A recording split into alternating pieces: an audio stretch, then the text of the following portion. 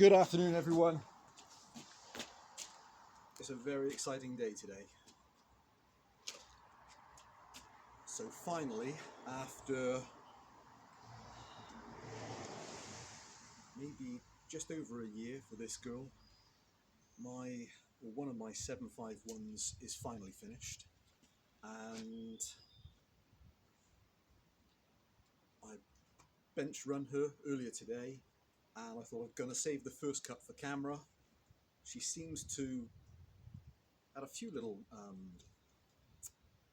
teething problems with her, and she's all ironed out now. So she was running the other day, but seemed to be just hunting very slightly, almost like you think a crank seal was gone. And as it turned out, there was a leak on one of the inlet manifold gaskets that had been changed at some point in its life, now changed for a correct Jonsered one. And so this girl has taken an awful lot of effort to finish. She has had replacement caps, so they have the little chain that supports in them, and the fuel cap had a tiny cross thread, so genuine Jonsered caps. Pull start housing rebuild. She has had a new safety throttle lock Jonsered spring and throttle lock assembly, so that's all correct. A replacement brass gauze for the air filter, because they tend to get little screwdriver holes in. That's been done. Correct plug. She has had a refurbished oil pump. She has had the clutch drum and clutch done. I picked up a beautiful vintage 20-inch, nominal 20-inch L68, so a Canadian period solid nose bar. I've put a brand new semi-chisel chain on, and I may have cut with that once on an 80. I'm not sure. And the only other thing I've done to that chain is just taken the gullet out 2 strokes, I think, with the file, just to open the tooth out very slightly. Shout out John, Gavin for the tip with that. What else has this girl had done? So oil pickup has been serviced, new screen, replacement chain catcher, correct Jonsered screws, correct rubber gasket for the chain catcher assembly which holds the screen in. Has had a myriad of just genuine parts for her, and the only thing she's left now to make her absolutely complete will be 2 chain guide plates, which I've been struggling to get nice 751s, and a genuine kill switch. So that kill switch, although it fits in the right hole and it came with her, they're stubbier than that. And yep.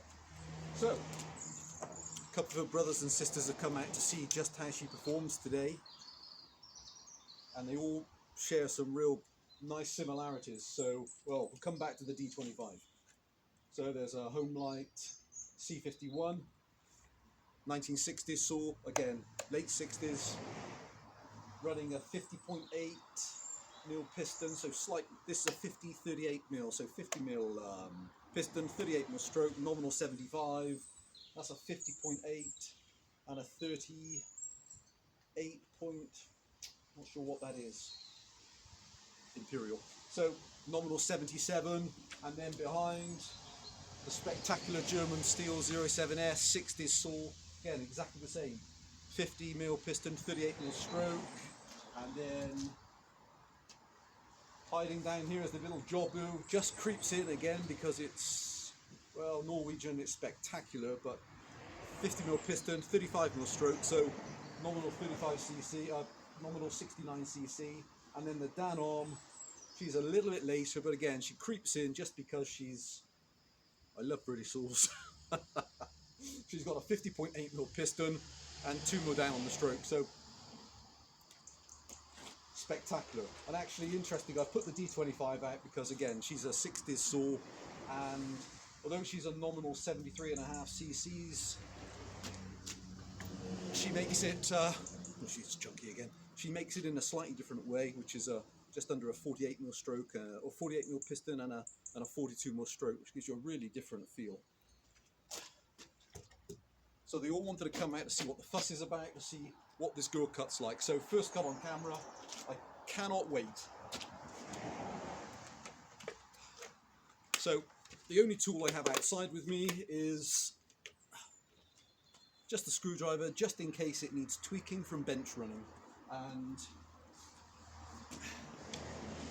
she's just an amazing starting engine. Well, she has been now, she's fully rebuilt. And original exhaust and just beautiful shape. No breaks to any of the housings and no breaks to the pull start housing, none to the side cover. Just a work of art. So let me show you how this girl runs. Kill switch, choke, choke off.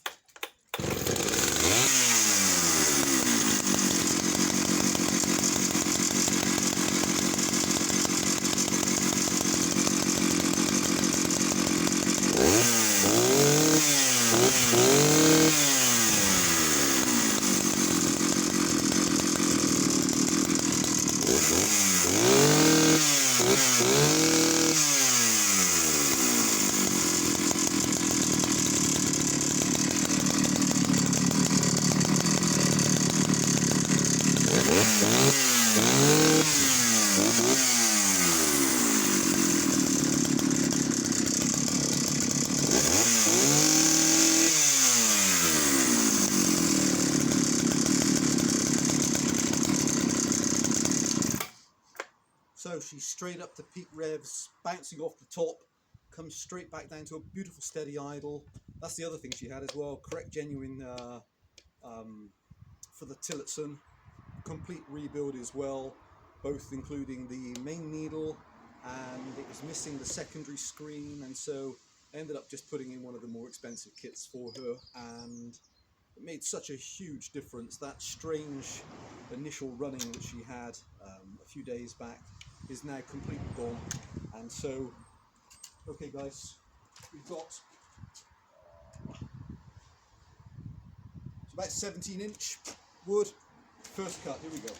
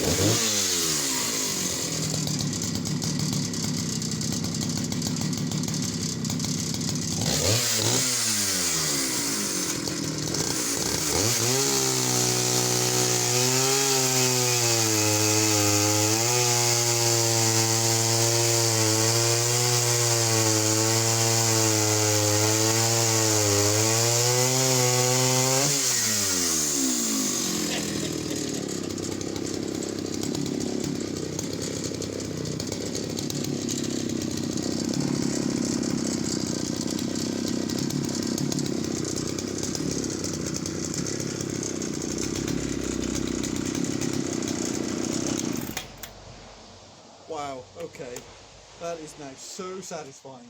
So this girl has taken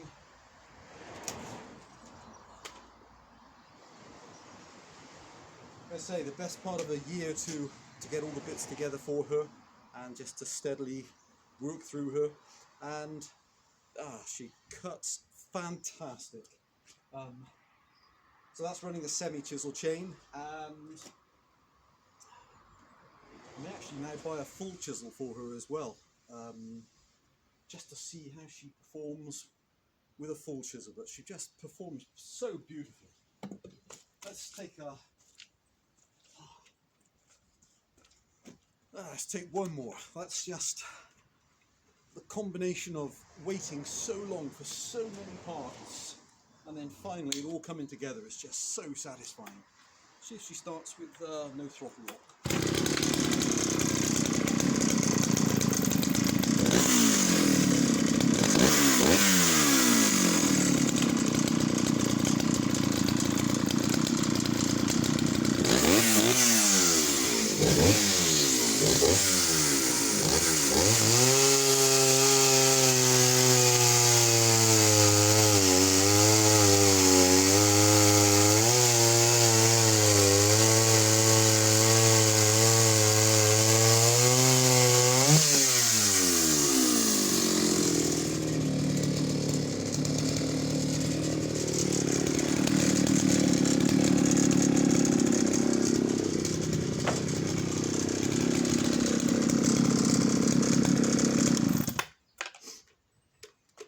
Okay guys, thanks for watching. So there she is then. So this actually is off the same trunk that I was cutting with the other day with the 285, and so I don't think she performs up to the 285 performance, although that's different. Roller nose with full chisel, and this girl is obviously you know, giving away 10 cc's, but performs spectacular.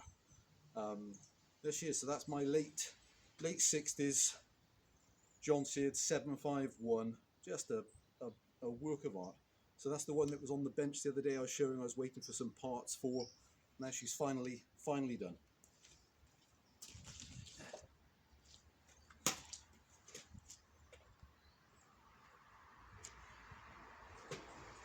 Thanks for watching guys, stay safe, bye for now.